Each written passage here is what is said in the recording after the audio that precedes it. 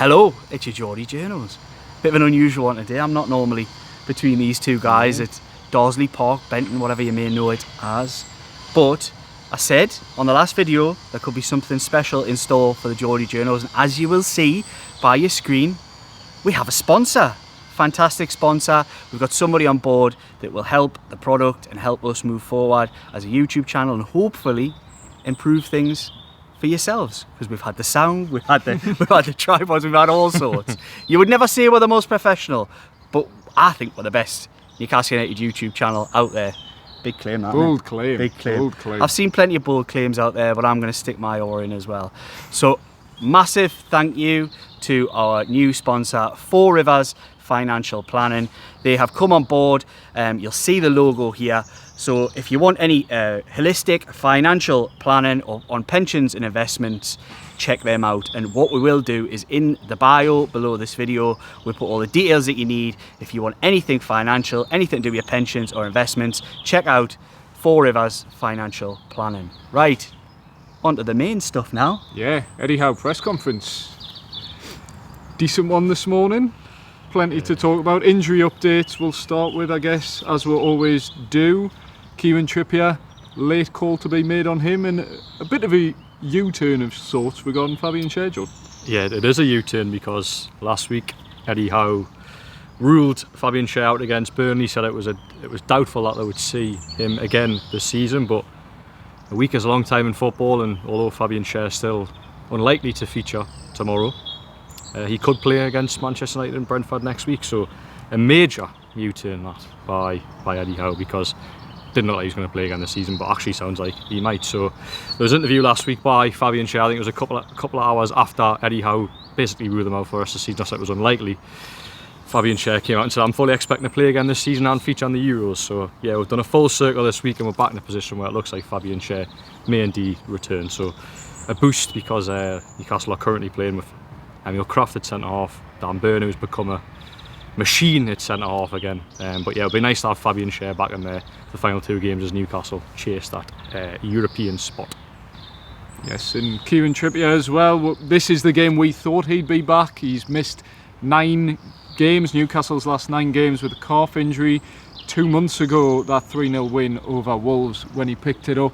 Being extra careful, he's admitted that himself. Obviously the Euros in the back of his mind. Eddie Howe has recognised that as well, as a bunch of cyclists come past Dorsley Park. But yeah, Kieran Trippier, he's been back in training this week, spent last week in Dubai, and a late call will be made on him, which I think slowly but surely, we're right at the back end of the season, but Liam Newcastle's squad now is looking as strong as it's almost ever looked at any point this season, given how bad the injury situation's been. Yeah, I think the improvement recently has almost been interesting, because Kieran Trippier, I think a lot of people are sleeping on how good Kieran Trippier is and how brilliant he has been for Newcastle United this season.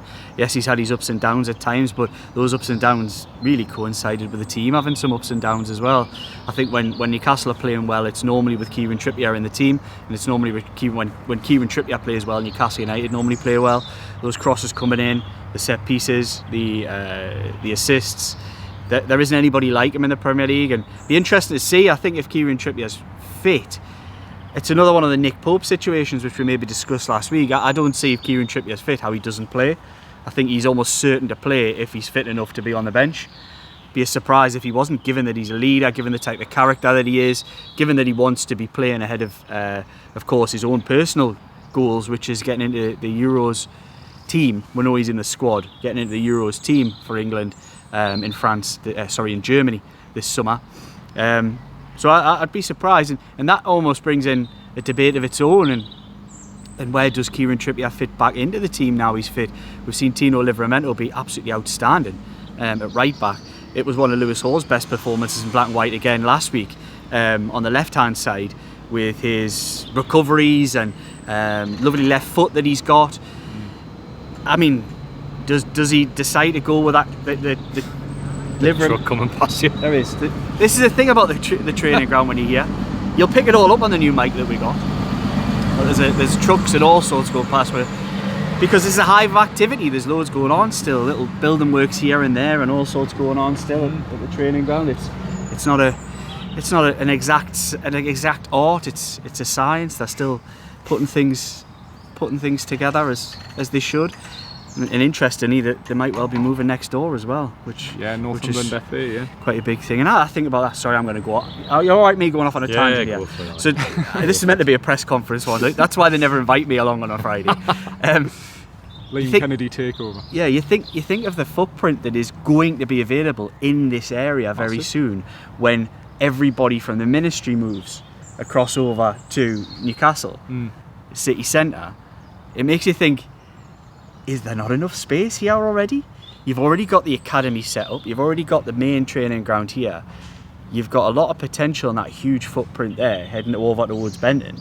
Yeah. Then you start to think, I think there's a lot of space here that Newcastle United could build a campus and grow, obviously using, of course, the Northumberland FA facilities next door where the under-21s, etc. already play. Yeah. It's food for thought, anyway. Probably a video for the summer. Yeah, I think so.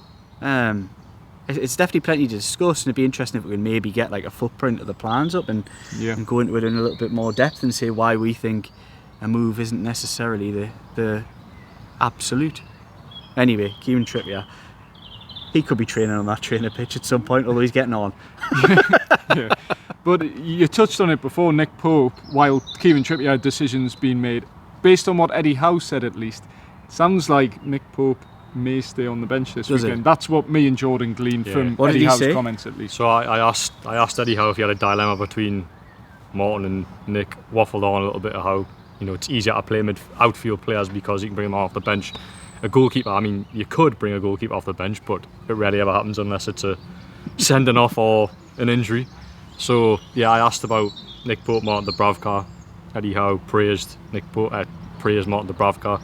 Again, said that last week's show that he deserved his spot, and Nick Pope is still building his robustness. He said he's trained well this week, but the way Eddie Howe spoke about it, I just don't see how he starts this weekend. Which, for me, I've done a piece on Newcastle World this week, and we spoke about it in our previous video as well. If he is fit, he has to play, but by the sounds of it, Nick Pope still isn't 100%. He's nearing 100%, but isn't 100%. So therefore, Eddie Howe isn't going to risk him, and we'll probably, by the sound, to stick with Martin Dubravka for this weekend again. I don't want to see that unless it's a case of Eddie Howe misleading. Which is possible. Happens, we don't know the medical ins and outs of where he is at in his situation and how affected he's been by this and how the recovery's gone and where he is in his little mini training programme to come back. But I think if he's fit enough to be on the bench, that would very much assume to me that he'd be fit enough to play. That's I mean, if he's not fit enough to play, then what happens if Martin Dubravka picked up an injury 5 minutes in a Burnley? Is you're gonna have to put him on? I mean, and as a lot of you out there like, he's been the two keepers on the bench. We do get a lot of questions. Yeah. We do my Twitter feed, our X feed, is full of two goalkeepers on the bench. Yeah, we do get a lot of. It's amazingly oddly balanced. The amount of questions we get about two goalkeepers, the amount of people who get triggered by the idea of two goalkeepers on the bench. Although I see Pep Guardiola do it quite a lot. I think Pope's got to play. I think if he's fit enough to be on the bench, I'm surprised he isn't fit enough to play. That's all I would say. And he is the number one goalkeeper. He's the best goalkeeper Newcastle United have by quite some distance. Martin Dubravka has done an okay job, as you mentioned in the last video. He's done his job. He's been all right. I wouldn't say he's been to blame for a lot of things, but he could have done better with a lot of things as well. And the time is right. If Nick Pope's available, for me, he's got to play. And I think that's where Kieran Trippier probably comes into it as well. But I'd be surprised if he isn't picked, if he's fit enough to be on the bench. Unless it's maybe slightly different, I feel, with an outfield player to a goalkeeper. It is, yeah. That's what I was trying to get out in the press conference, Eddie Howe, where you could bring Kieran Trippier on for half an hour 20 minutes, and give him minutes, and that's where you build up your match sharpness that way. But with a goalkeeper, it's almost like it would be very unusual for right, Martin, you play an hour, Nick Pope, you come on and play half an hour. I mean, it can't happen with 5 substitutes these days. It can't happen, but it's very, very, very unlikely. It's one for pre-season, that, isn't it? Yeah. And speaking of pre-season or post-season, you bamboozled Eddie Howe with a question about Garang Kual. I don't think Eddie Howe was quite aware that Garang Kual will be included in Newcastle United's squad for the Australia trip. Now, obviously, so is he going to be? Yes. according to Newcastle's press man, because I asked Eddie Howe if that was the case, because it makes sense. There was the A-League official Yeah. Twitter account, or I keep saying Twitter, X account, website, was saying that it was official Garon Colby involved in the All-Stars game when Newcastle take on the A-League All-Stars men. So just for clarity, I asked Eddie Howe, and Eddie Howe turned his face to the press officer, who then said yes. So Eddie Howe, I don't think, was quite sure of that, but of course it makes sense to include Garon Qual in the squad because he played in that part of the world with Central Coast Mariners. So I think probably the first time in Garon Qual's career where he goes to a place and there's a star name, because he's familiar to the Australians, played for them at the World Cup, played for one of their football clubs, so it makes a lot of sense for Garon Qual to get a run out and make a surprise debut after what's been 2 difficult loan spells, shall we say, at Hearts and Volendam. Hasn't been good for his career, has it? No, really, he hasn't. Move you wouldn't say. Hasn't played since February for Volendam in the Eredivisie, and Hearts last season was in and out the team, didn't get a lot of minutes. So I have good connections up in Scotland and speak to people who go to Hearts regular, and they weren't impressed. No. And that's just being honest, they weren't impressed. But let's be honest about this as well. You're taking a young lad who had so little professional experience in Australia. It was almost like Newcastle United were paying 350 grand for a dream, for something that could work. And weirdly, they'll more than make this money back by having an Australian in their ranks, being able to go over to Australia, make a couple of million quid here and there from this game, that it kind of pays for itself. It was a low risk, low value transfer, that because Newcastle United weren't doing deals like that under Mike Ashley in the later years. Of course they went through a period in the mid years where they did, the later years they weren't, that there was a lot of excitement about this sort of player that nobody really knew, and then turned up at the World Cup, and really it was a 350 grand risk out of nowhere. The Minty one is the type of one where I think they're the type of deals that do so. I don't think they're similar deals. One was a very low value, low risk. Another one was quite a significant investment in a young player to develop. And I think you can see the levels. But I see a lot of fans maybe on Twitter and social media, etc., almost put the two together and value them the same. They're not. They're not really the same.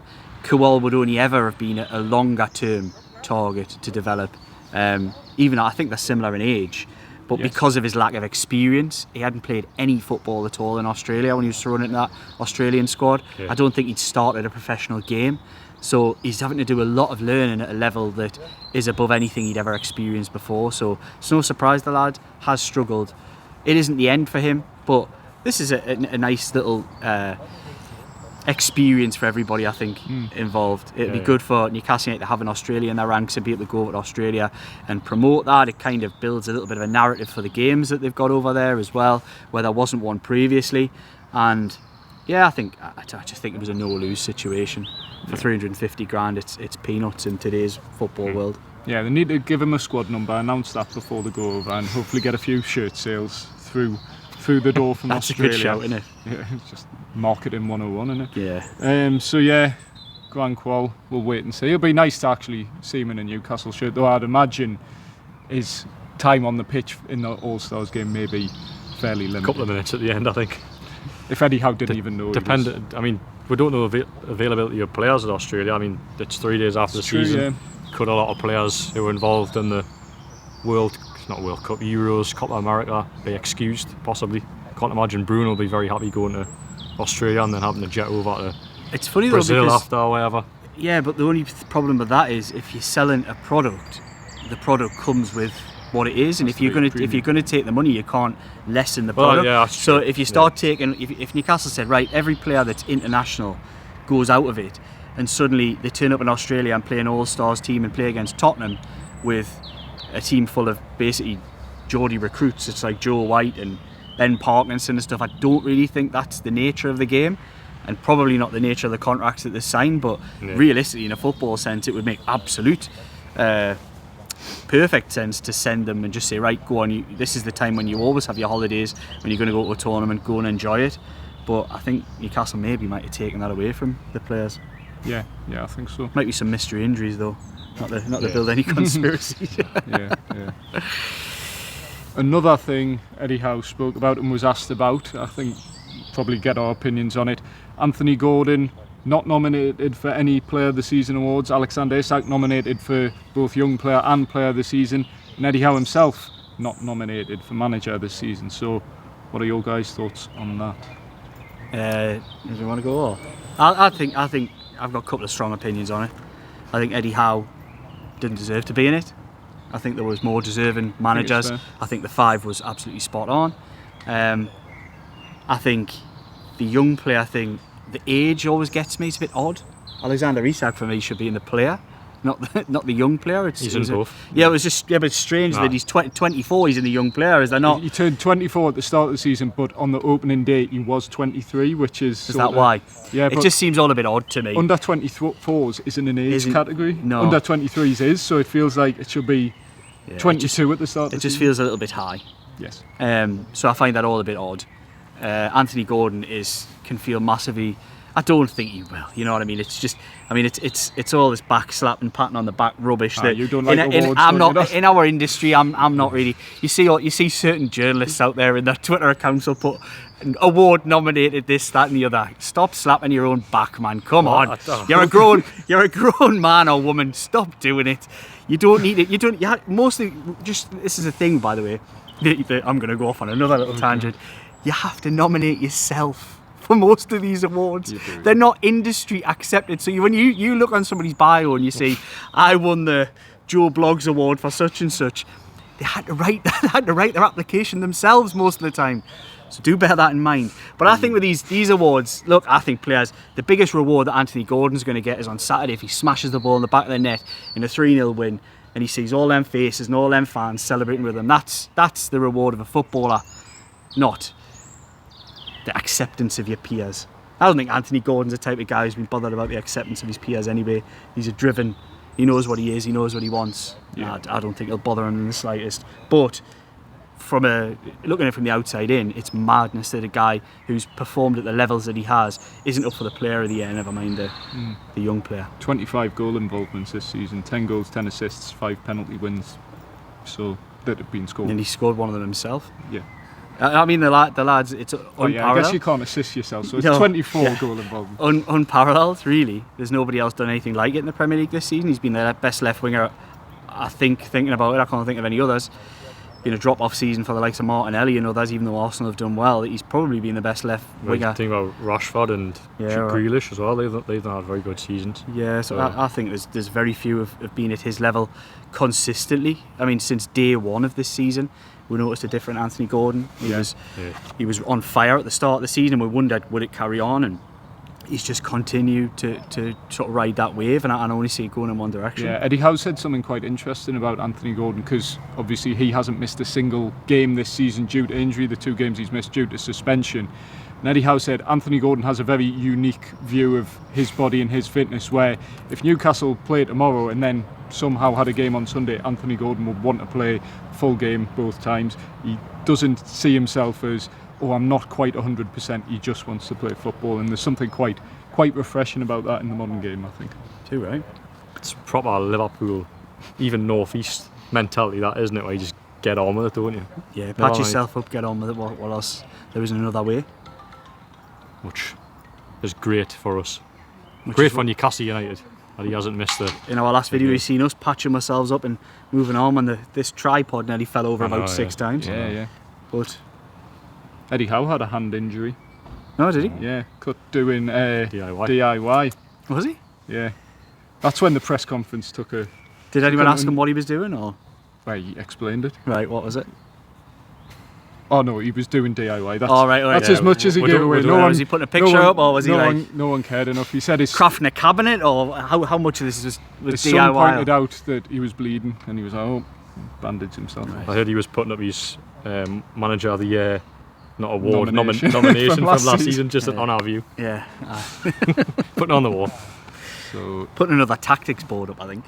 I know. That probably could have been one. If you've seen the Sky Sports Gary Neville overlap, it was an interesting hour with Eddie Howe, which gives you a little bit of an insight. I would say it's well worth a watch on why they're on the platform. Yeah, Eddie Howe doesn't care about stats as well. He wasn't. He was put several stats to him. Newcastle can score in every home game this season. He wished he was never told that. Obviously. Yeah, of course, it just adds that little bit of... 5 more goals to reach 100 for the season. Things like that. And I asked Eddie Howe, well, what stats do you care about other than wins, points, goal difference? And then he just went, points. So I was like, right, okay. Points is all that matter. It is. The goal difference bit doesn't even matter. Points is well, goal difference. The goal this difference season could matter. difference could be the difference. It could, but I'm saying, like, if you're him, you just say, as long as if he won every week 1-0, it wouldn't make any difference to him. Yeah, true. So it's just one of those that the point is the ultimate guide. Right, give this video a like before we continue talking about everything that Eddie Howe said to these two guys beside us. And again, you'll see it in the corner. 4 Rivers Financial Planning, thank you very much. It's the announcement video today, so we're making a big fuss about getting a sponsor on board. Right, was there any other point of discussion? Yeah, there was probably another which people don't really want to talk about. It's been done to death, and probably don't want to be talked about it. No, you're not. No.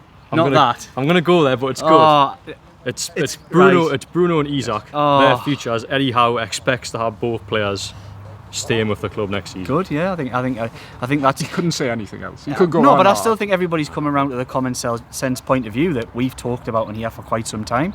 There's a very select number of football clubs can afford Bruno Guimaraes. There's very few that he would actually go to. So you're already limiting the pool to probably 2 or 3 clubs on the planet. How many of those can afford him at this very moment in the window, the month-long window of 100 million? How many need him? And how many will be keeping their powder dry to see what else happens later in the summer and have probably, when they're shopping in an elite market, already have somebody else that they think they're going to spend the majority of their budget on? I just think it limits the pool massively. And I think with Bruno, I think the balance of probability suggests he probably will stay. That's what I've said on here before, and that's what I think. That doesn't mean he will. Things can change, things can happen. It's a very transient business in the football world that stuff moves very fast, as you know, in transfer windows. And Alexander Isak, there is absolutely zero chance he leaves unless he decides he wants to. I think he's young enough. He's young enough. Bruno, age-wise, is in a different, even though it's only a few years, is a different point in his career. Yeah. And I think Isak can afford to beat Newcastle United and see where this project goes over the next probably at least 12 to 24 months. He can look at this and say, right, where are we going with this? And he'll still only be 26. Yeah. Whereas Bruno waits that long, he's pushing 30. And I think that's the big difference, that there's got to be a clear direction for Bruno to stay any longer than not only the next window but the one after and the one after that. Isak has probably got a little bit more wiggle room, and of course we don't know that to be, although without looking at the contract, which we will never be able to look at, it doesn't look to be any kind of release clauses in what Isak has at present, and the deal we expect him to probably sign again, which would put him up, put some parity on his wages to make sure that he's one of the highest paid players, which links with how valued he is by the club and the team.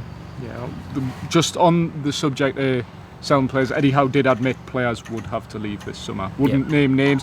I'd say he was asked about Callum Wilson and he was less convincing on Callum Wilson. He said he obviously wants him to stay. The club wouldn't go against his wishes, he'd like to think, but in a PSR world, you never. There's no guarantees. No. I don't think he buys into the narrative that Newcastle, and this isn't a narrative created by us, but the outside narrative. And there was a didn't get his name, but there's a guy from Sky Sports who stepped in for Keith Downey outside of the North East by the sounds of it, and his question to Eddie Howe was, well, there's talk of having to sell all these big name stars. I don't think Eddie Howe quite understands where that narrative came from in terms of Newcastle don't have to sell big name stars. They have to move players on, but that doesn't necessarily mean selling a Bruno or an Isak. So the picture that's built seems to come from outside. Be interesting to know what the North East. It does. It'd be interesting to know what the picture really is, though. I think for me. Well, yeah. Because when you look at these sort of part-time accountants that do a lot of the number crunching online, you see them. It doesn't look great. No. I'll be honest. It looks like they've got so little wiggle room, and there's very few in the Premier League have got less wiggle room than Newcastle United. Yeah. Obviously, we know things are going to go up commercially with the Adidas deal, the 35-ish to 40 million that they've probably made off the Champions League, all told. Probably a little bit more, actually, probably just over 40 million when you put all tickets and all kinds of things into the mix. I think things look rosier than they did, but it's about the loss making. It's about how many losses you can make, and they made significant losses in the 2 financial periods that we know about. Yes.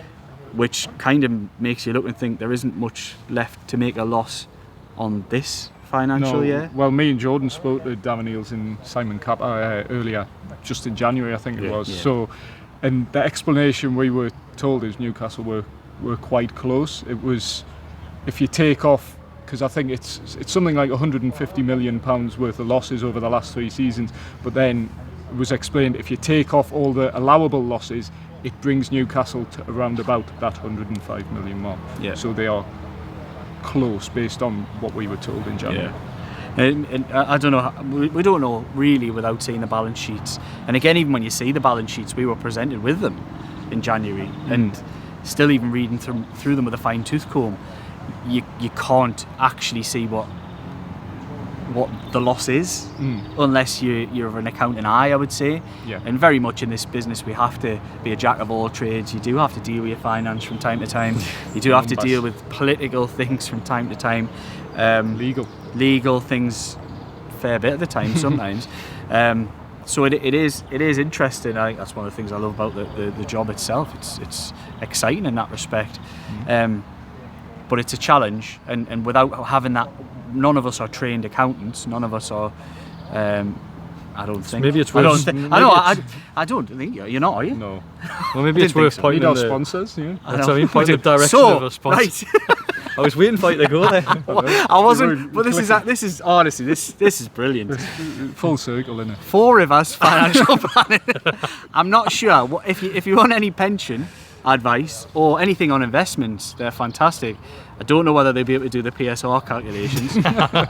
We can ask. We'll maybe ask the question. Right, so where were we going? I think that's probably it. Do you think? Was there Unless not you much wanna else? keep Oh, talking. it was a fairly uneventful press conference. I to said be at the honest. end, good press conference from Eddie, and Jordan just went, was it?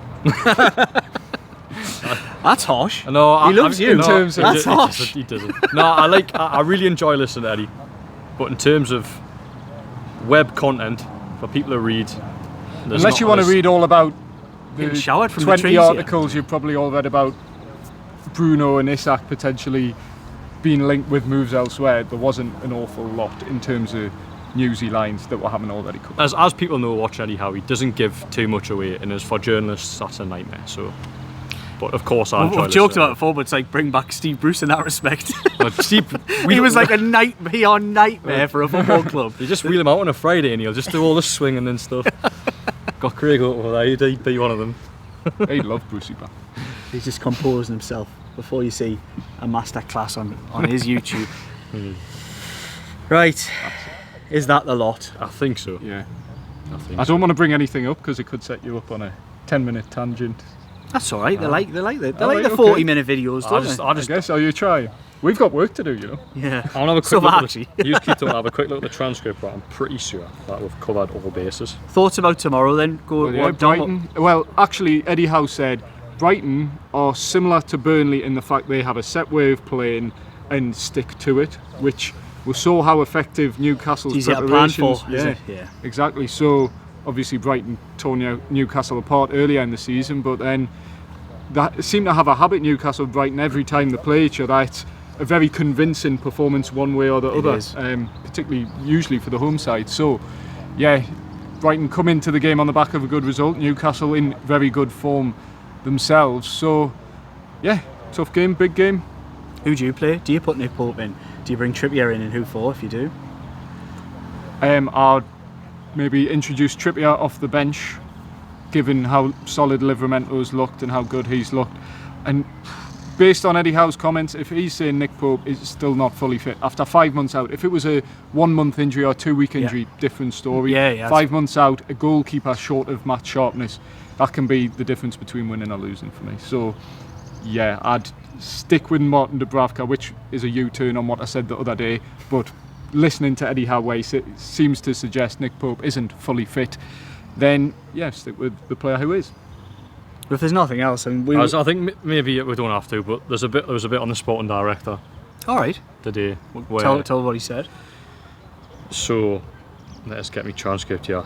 Basically, Eddie Howe was asked if he'd spoken to people around the process as the sporting director, he said, yes, it sounds like, reading between the lines, that a sporting director appointment is potentially close. Oh, right. Eddie Howe says he got asked, would you want a sporting director in before the January transfer window, summer transfer window? He said yes, ideally. Spoke about the importance of that. So, I mean, I'll give you sort of a breakdown. He spoke about Dougie Freedman a little bit. He got asked asked about him, Okay. and he just said, I'm not sure if I've ever come up against him as a player, certainly have as a manager, and then was asked, is it important that former managers are appointed in these sorts of roles? And he went, it's not vital, but obviously it's important, or it can be beneficial if a sporting director understands the ins and outs of being a manager. So he didn't. I expected him just to not answer anything on Dougie Freedman, but he was receptive to that and just answered them honestly. So. Yeah, I think it's essential that they get it done. I think it sounds like they're pretty much well on the way to appointing. Sounds like it's going to be Dougie Freedman, doesn't it? Sounds like he's the first choice, and it sounds like it's his job to. He looks like he's got an impressive bank of work behind him. Signing wise, brilliant. Signing wise, looking, and I've seen a few videos kicking around from other channels, etc. this week, where the likes of Wilfred Zaha and Eze talking in depth about the impact that somebody like Freedman had, not just as a player, but in convincing them about the football club and the project, and being true to their word, and that's one of the big essential things about a sporting director is they've got to be the name and face in these talks, and they've got to be able to sell the football club and the project, and there isn't many other projects that are more exciting in English football at the moment than Newcastle United, so it shouldn't be the hardest sell, especially not if you've got somebody who can do it well. You also look at Palace at the moment, where I know Palace often get a boring tag attached to them, but right now, as we sort of speak, towards the back end of this season, there's a few more exciting teams in the Premier League at the moment. When you look at some of the players they've had as well, and I reckon they've got 5 players who could easily So maybe not the starting 11, but definitely most the Premier bench League as well. teams. I think they've got, and it makes you wonder what was Roy Hodgson doing with it. Yeah. When you see Elise, you see Eze, you see Wharton, of course, only came in January. Mateta. Then you've got Gehi at the back, and Mateta is an absolute beast. Christensen. No, not Christensen. Anderson. Aye. I think he'd be an ideal I'm not cover. I'm not convinced on him, Dom. No, I'd take the other one. I'd take Gehi. You Paying 60 million plus. increased cost in it. British. I'm not convinced on Anderson. I think he's a good player. Don't get us wrong. I'm just saying, would you take him here? Do I think he plays as a starting player? I'm not convinced. Probably not. But then He's saying Gehi, he does. Yeah. Do you think the options available to Newcastle on free transfers, the likes of Lloyd Kelly, Tosin Adebayo? So I actually, just a personal opinion, I think I rate Tosin higher than what I do Anderson.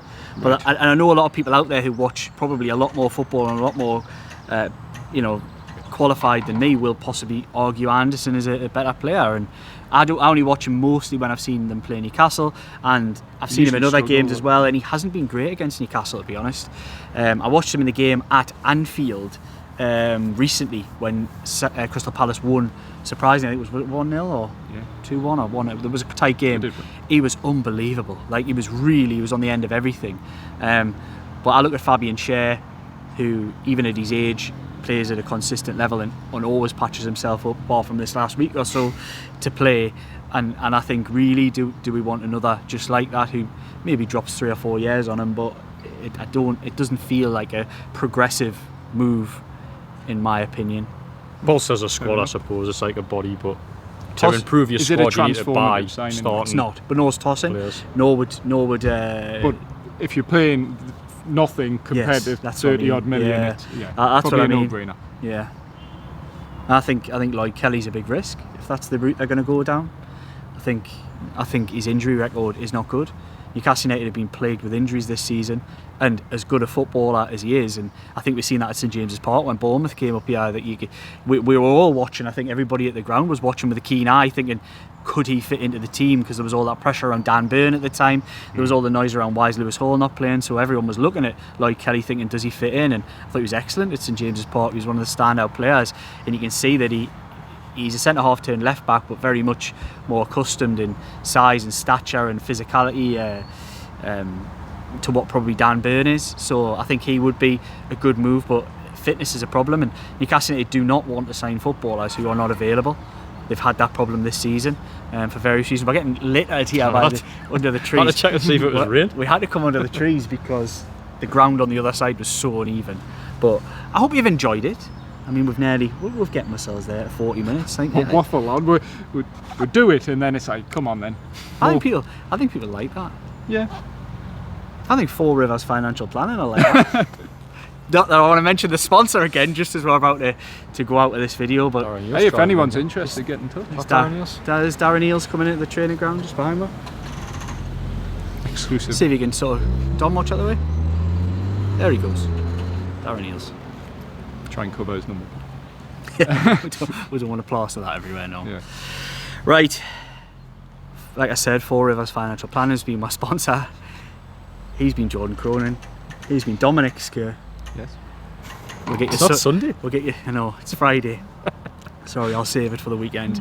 And I've been Liam Kennedy, and we've been your Geordie Journos. Like, comment, share, subscribe if you love what we do, and click that bell if you want notifications to the device where you normally watch the Geordie Journos.